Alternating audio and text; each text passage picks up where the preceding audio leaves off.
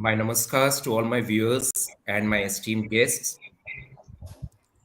Now, keeping in mind the agenda, and before we get into the conversation, uh, let's just do a small prayer here before we get into the conversation, if that's okay.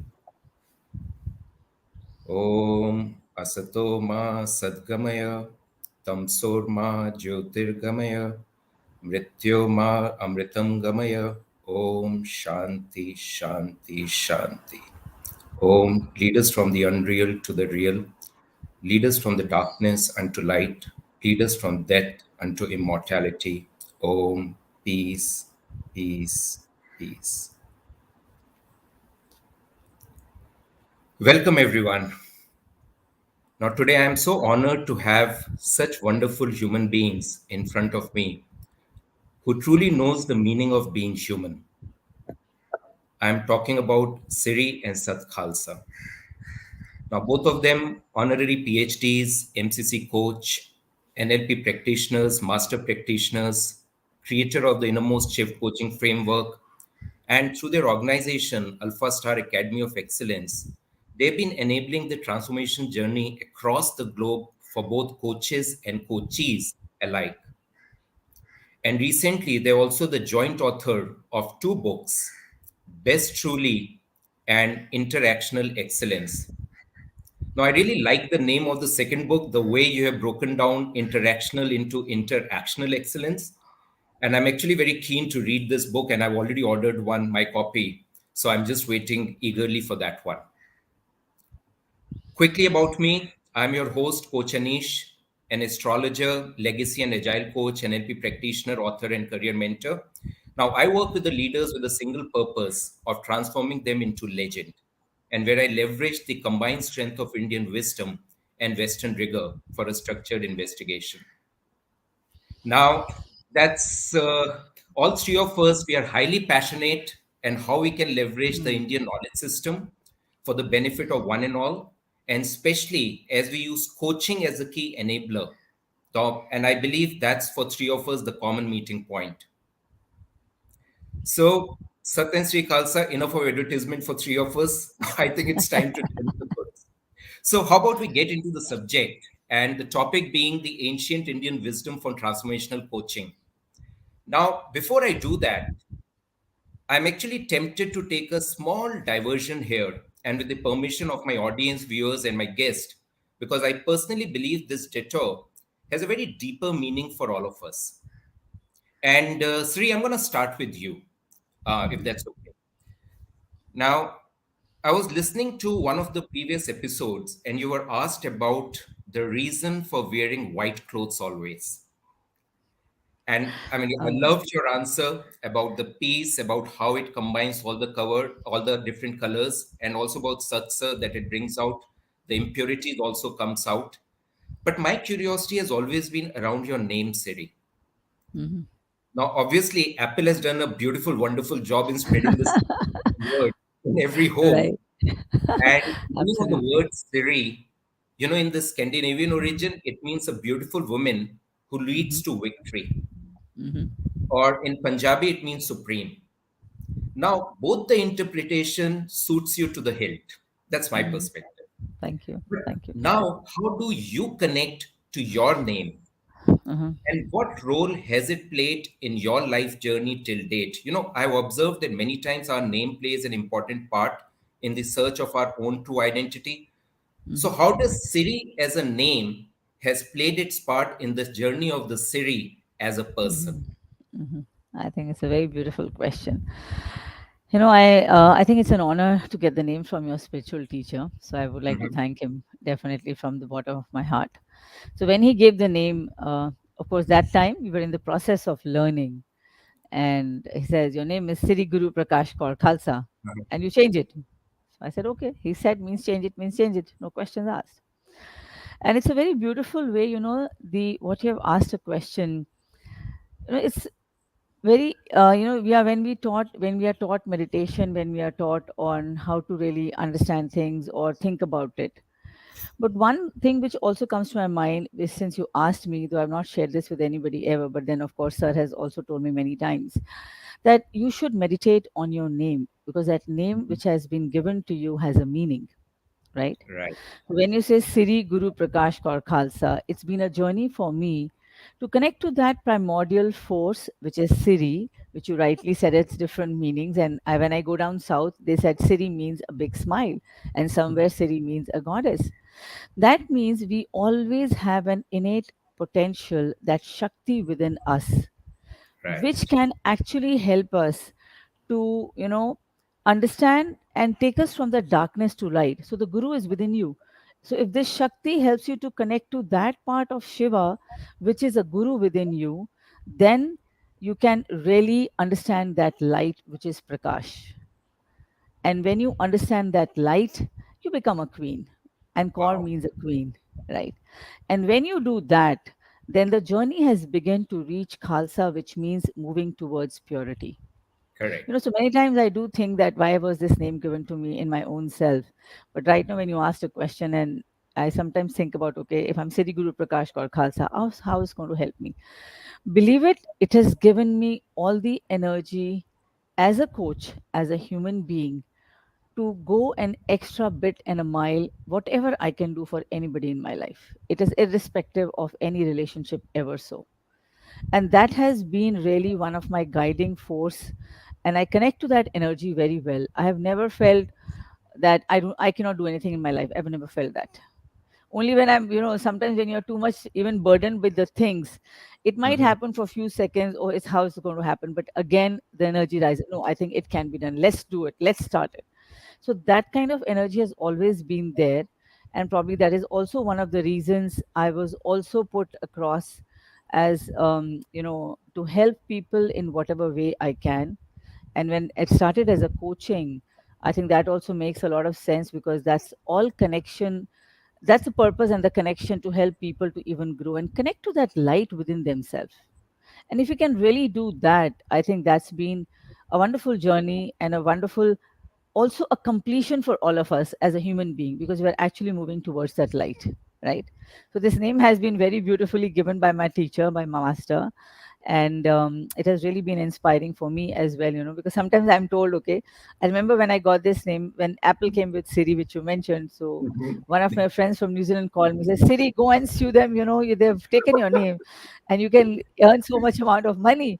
I said, okay, I understand, but I think I'm going to get more famous with this name all over the world, and people will always remember me. So many times when I'm talking to people on the phone, so I said, my name is Siri. He says, what? I said, my name is Siri. So Apple Siri. I said, yes, Apple Siri, always there to help you at whatever best I can do for you. So it's That's a journey with the name to move towards that purity. beautifully, beautifully put, Siri. And also clicked with me the moment you said that in down south it means smile. Again, it suits you so beautifully, I must Mhm. say this. I mean, I've always, Thank you so always much. seen you Thank you. smiling.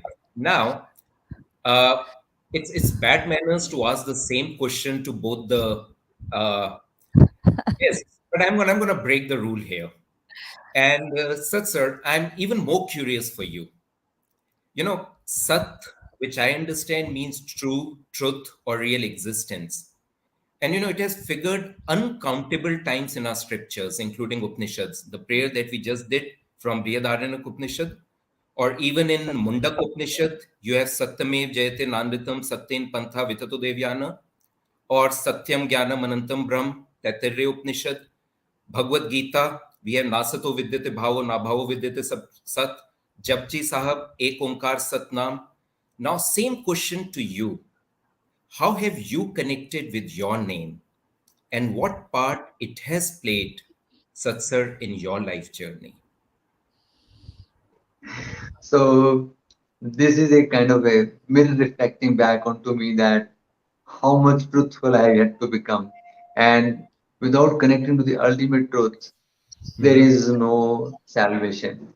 So it is very hard to live by truth in this world, but it is easy to appreciate that there is only one truth, and that is the real Anandam. That's why we are Sat Chit Anandam.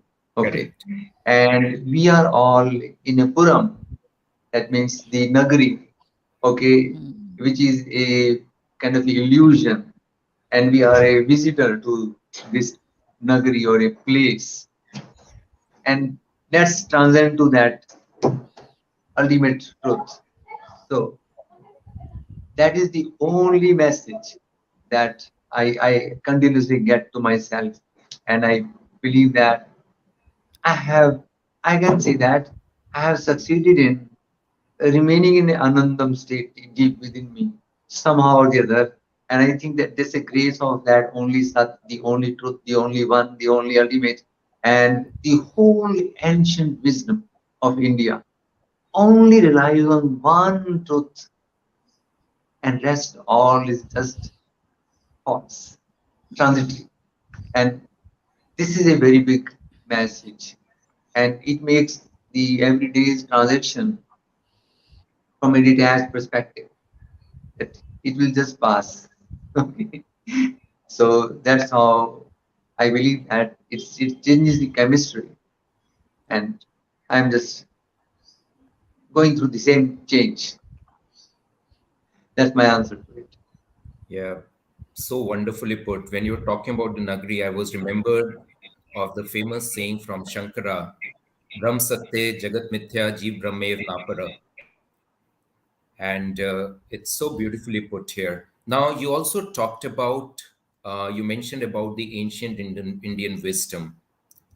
And title for our conversation is Ancient Indian Wisdom for Transformational Coaching.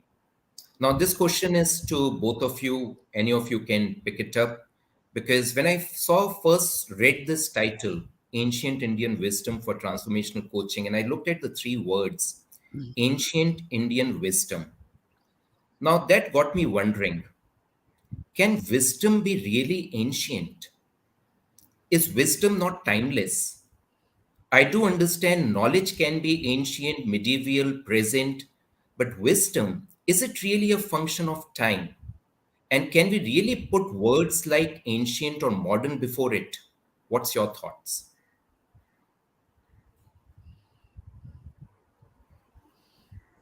Right word, and there's no time to it. However, the only meaning it has for the purpose of the audience is that something true from the ancient times would remain true today Hmm. and continue to be truthful, no matter what times we face in the future. So it's an all-time truth, and that's meant for only transformation. So you got it right. So there's no contradictory to that. Time. Correct. Correct. Yeah, wisdom And is wisdom. It's when it just flows. It is just there. So what Sir said very rightly, we have put it in a word because that's how the terminology is being used as ancient and modern. But yeah, wisdom, you're very correct, is wisdom can be there, wisdom can be now, wisdom can be because it's going to be there. It's like air. All the years, even the dinosaurs, or whoever came on the planet Earth, is the same air we are breathing. It has not changed. So we can't correct. say it's an ancient air, it's a modern air. It's just air and the atmosphere which we are living in. And similarly, like Absolutely. wisdom, it's been always there, right? I agree with you. And Siri, I'm going to go with you on the next question. Mhm. Uh, there's been, when we talk about the Indian knowledge system or the IKS, there's a lot of talk about Mhm. consciousness. Mhm. And there has been recently a very huge interest in consciousness studies across the globe, especially when David Chalmers he came out with the hard problem of consciousness. We see more and more experts from different fields like neuroscientist Chris Koch, physicist Brian Greene, cosmologist, biologist, mathematicians, even Nobel laureate like Sir Roger Penrose, psychologists entering into this field of consciousness where they're still grappling with the definition what does consciousness actually means, and they confuse it with mind and consciousness, considering content of mind as consciousness. Mhm. Now, two questions for you. How do you define consciousness, and where do you see consciousness and coaching actually coming together? What's the intersection point between consciousness and coaching? But before that, what is consciousness as per you? Yeah.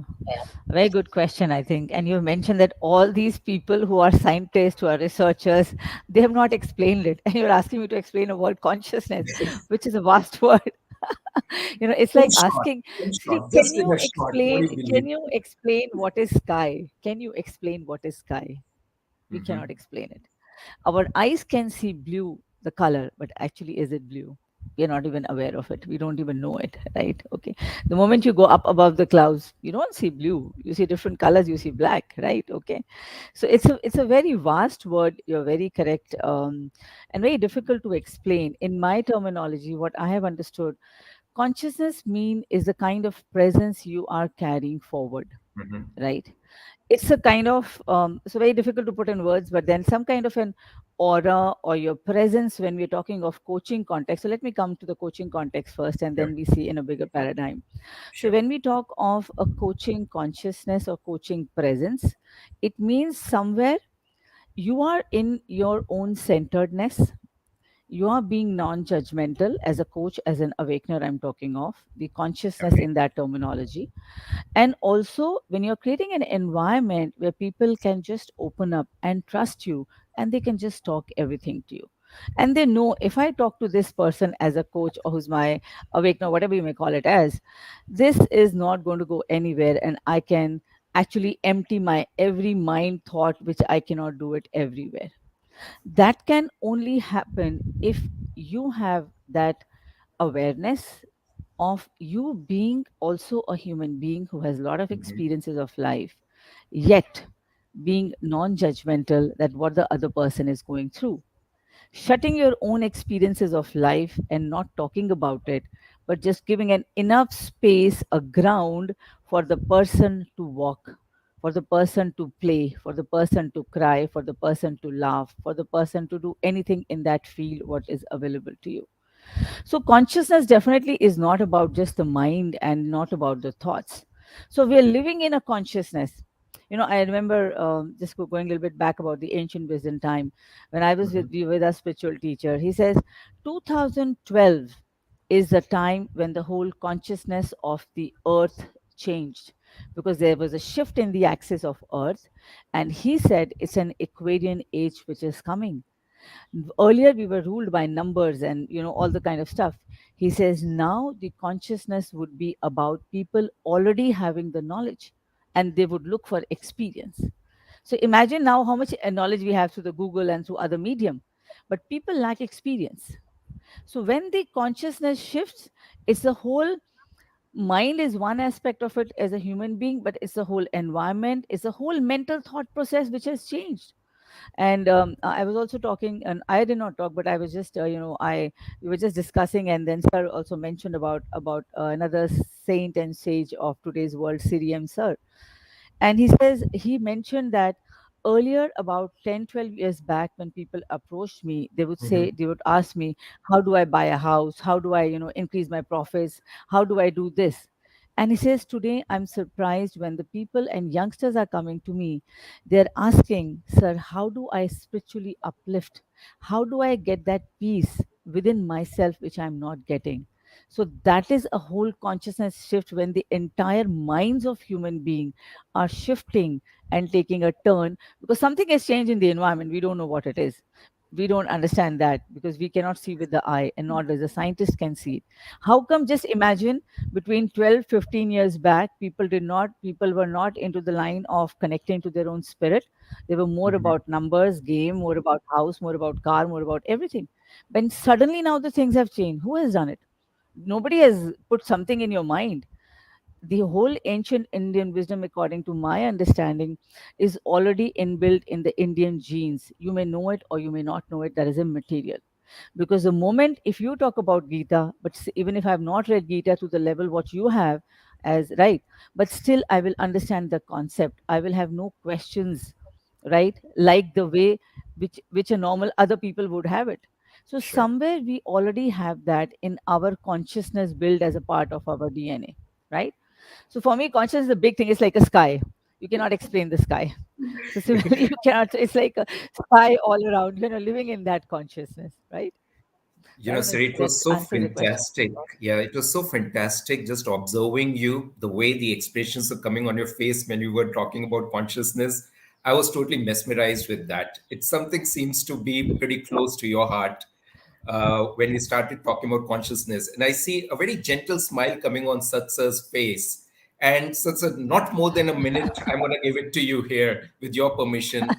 Quickly, in maybe few sentences, what's your take on consciousness? And I'm sorry for the limitation of the time here, but I have to ask you this. Ah, I can't Ness hear You're of you. the muted. consciousness.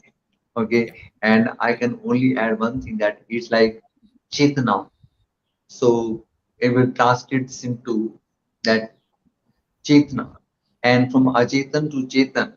And when you understand the how it's sublimate from that sublimation of the subtle to gross and gross to subtle in the field of consciousness, is that expansiveness, that ever existence truth is the really consciousness.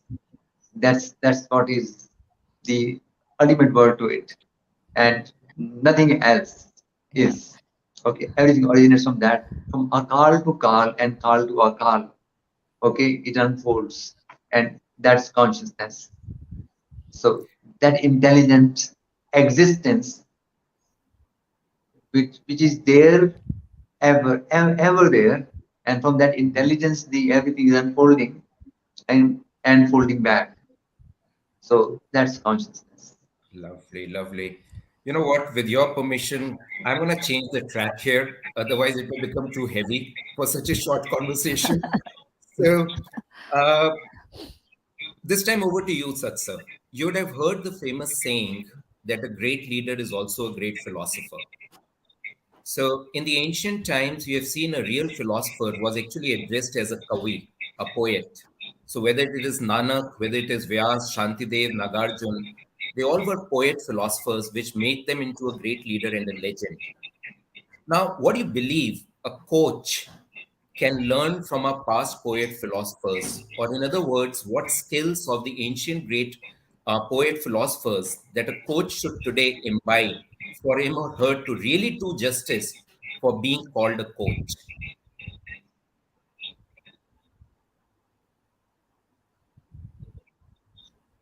Okay. So the single message coach can take from that is I am nothing and there is everything. That's a good one. And from that, You need to so repeat this all one, of Satsa, these, for us again. You need to repeat this one. This is such a wonderful line. I would request you to repeat it. yeah. So coach can take the I am nothing and there is everything revolving around. And from that nothingness, everything can be understood and everything can be sorted out. And then dissolve yourself and become so rhythmic and lost, and let your every verse be a verse. Like a verse means like a dance. So if you understand that every scripture has been written in rhythm, and that's music, Correct. so make it a harmonious play between listening and absorbing, seeking and expressing. And voice, the view sound should be so rhythmic, and no matter how arithmetic is the person's question, that is logical, the Mhm. rhythm and harmony that you radiate from your the way you voice your language, sound it, and voice your concept should be so soothing, and it must stir the consciousness of the person to shell off every block the person is holding. So a coach has to be wonderful, so sweet.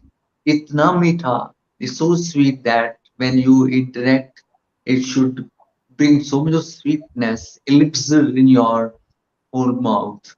And all these people have been so sweet, full of love, full of compassion, and for expecting nothing and then still giving everything. That's what this philosopher have philosophized it. But in fact, it's a complete mathematics, that from the love and oneness and rhythm and harmony and sweetness, the most poisonous and toxic uh, environment or issues can be sorted. So let your Vani be Amritam. The person must get that consciousness of, sweetness, and it could be a leadership issue they have before you, or a relationship issue they have before you, or a national issue they want to sort it out.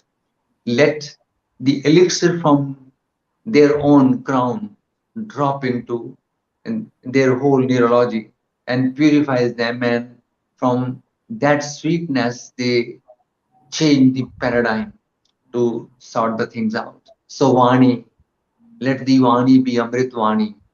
Okay, so Mitha, Mhm. that person should dukha also become Mitha lage, right? Yeah. So people should drop their suffering. So a coach can voice like that, feel like that, love like that, spread like that, and sprinkle the elixir like that.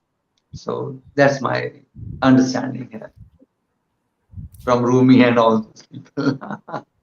Yeah, you took the words out of my mouth. I was actually gonna say Rumi, and you just mentioned him because his couplets, the way that he expressed, I could see such a strong flavor here.